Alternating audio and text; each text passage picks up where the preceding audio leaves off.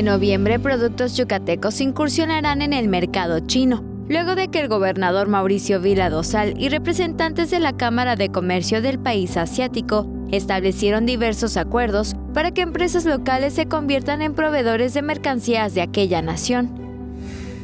Estamos aquí en la ciudad de Beijing, vamos a estar 5 días aquí en una intensa gira de trabajo. Hoy la primera actividad es la Embajada de México, donde vamos a estar platicando con el embajador de México en China.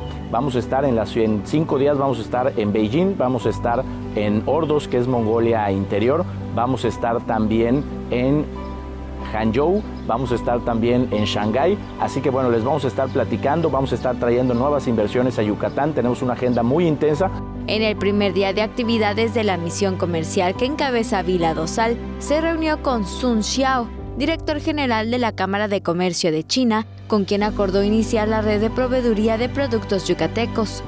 Así se amplía la red de contactos de Yucatán a importante número de empresas y se fortalece la relación Yucatán-China, lo que abre la posibilidad de más acuerdos comerciales a beneficio de las empresas yucatecas.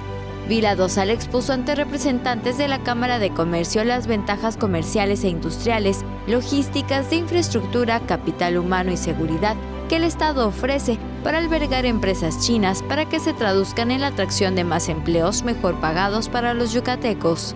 Tele Yucatán te informa.